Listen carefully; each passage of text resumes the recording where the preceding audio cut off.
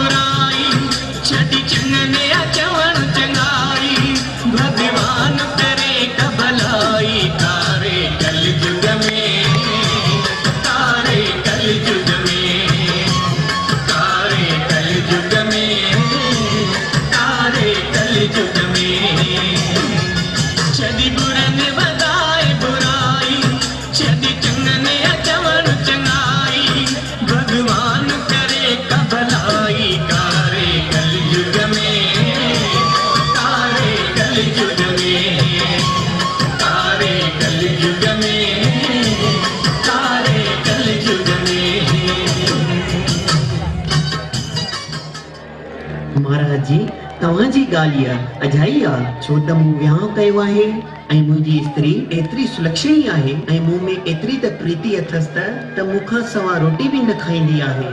जेकॾहिं मां ॿिए ॻोठ वञां थो त मुंहिंजी ज़ाल रोटी नथी खाए ऐं विर्त रखंदी आहे। जॾहिं मां अचां थो तॾहिं उन जा प्राण जीअनि था।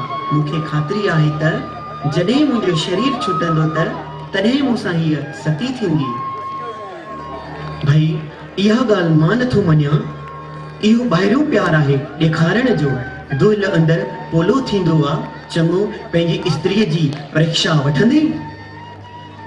महाराज छा वठां, मूंखे त ख़ातिरी आहे पंहिंजी ज़ाल जी।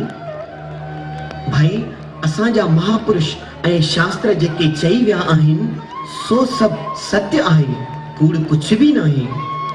हिकु कमु कर, हीअ वटि तोखे धूणी ॾियां थो, राति जे वक़्तु रोटी खाईंदे खाईंदे हिनखे नक में सिंघजां त तुंहिंजा प्राण तारू ते चढ़ी वेंदा ऐं तूं किरी पवंदे ऐं बेहोश थी वेंदे, पर अखियुनि सां तूं सभु कुझु ॾिसंदे। ॿियनि माण्हुनि खे ईअं मालूम थींदो को मुर्दो पियो आहे ऐं तुंहिंजा हथ पेर थधा थी वेंदा। पोइ ॾिसजां तुंहिंजी ज़ाल तोसां छा हालत करे थी, उहो तूं मूंखे ॿुधाइजांइ। चङो महाराज, जीअं तव्हांजी आज्ञा। तव्हांजी धूणी वठी करे वञां थो ऐं पंहिंजी ज़ाल खे आज़मायां थो।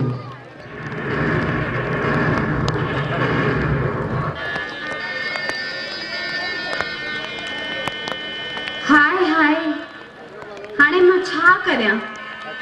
स्वामी जा त हथ पेर ई ठरी विया आहिनि। हाणे मां कीअं कयां, काॾे वञां? ही छा थी वियो? हिन जा त प्राण ई निकिरी विया आहिनि।